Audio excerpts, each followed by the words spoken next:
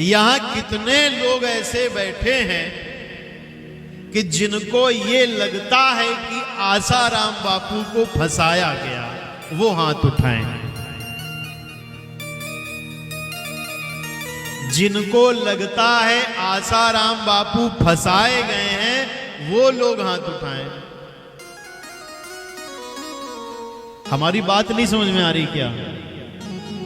अच्छा, कितने लोगों को लगता है कि आसाराम बापू ने गलत किया?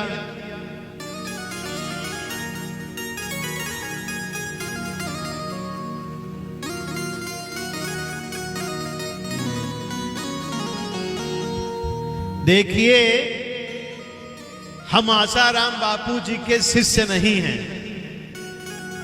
मगर शुरू में हमको भी ये लगा, पर जब हम वहां के आईजी से मिले और वहां पे हमने और चीजें पढ़ी और चीजें जानी, तब हमने ये निष्कर्ष निकाला कि आसाराम बापू को बदनाम करने में कम से कम 30 करोड़ रुपए खर्च किए गए।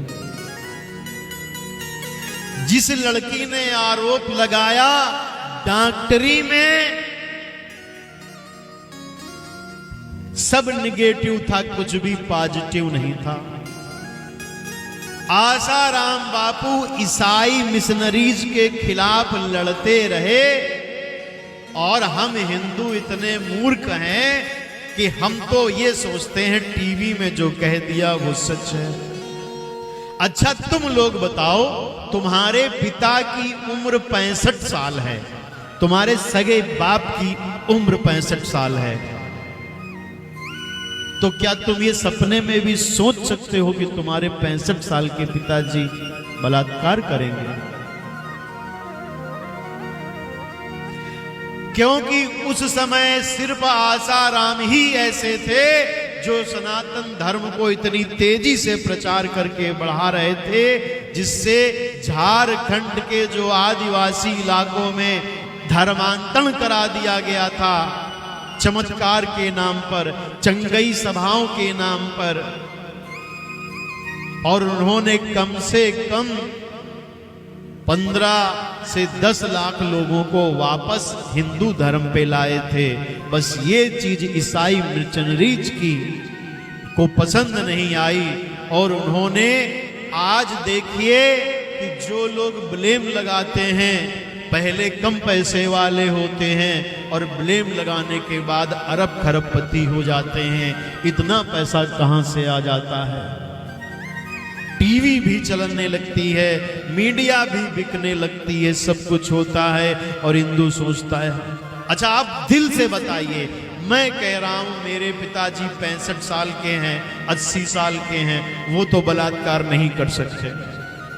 क्या आपके पिता अगर 80 साल के हैं तो वो बलात्कार कर सकते? नहीं कर सकते ना। हमारे बाबूजी कर सकते? नहीं कर सकते। और हमारे 80 साल के संत को फंसा दिया। और हिंदू क्या कहते हैं? आसाराम ने तो कांड किया, भगवान करे जिनके मुंह से ये वाणी निकलती है उनके भी 80 साल के बाप फंसे, तब उनको पता चलेगा कि ये कलंक कितना बुरा होता है।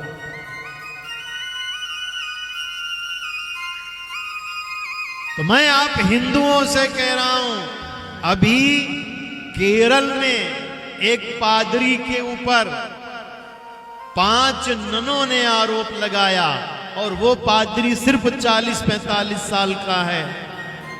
उसको पुलिस ने जेल तक नहीं भेजा। दिल्ली के जो बड़ी मस्जिद है वहां का जो मौलवी हैं उनके ऊपर 172 मुकदमे हैं, वो आज तक जेल नहीं गए। ऐसा क्यों होता है कि हिंदू संत ही जेल बार बार भेज दिए जाते हैं? क्यों? यदि तुमने राष्ट्र के लिए और हिंदुओं के लिए बोलना शुरू किया तो देखिए, हम लोगों को जो पैसा मिलता है वो आप लोग देते हैं। बेटा कुछ लोग शांत कराओ, समिति के लोग बच्चों को पीछे कर दें। बच्चों को खेलने के लिए पीछे करें। क्या होता है, वेटिकन सिटी से पैसा आता है धर्मांतरण करने के लिए। जिनको लगता है हमको मुस्लिमों का वोट मिलेगा, उनके पास शेखों के पास से पैसा आता है, ईसाइयों के पास से, अमेरिका से पैसा आता है।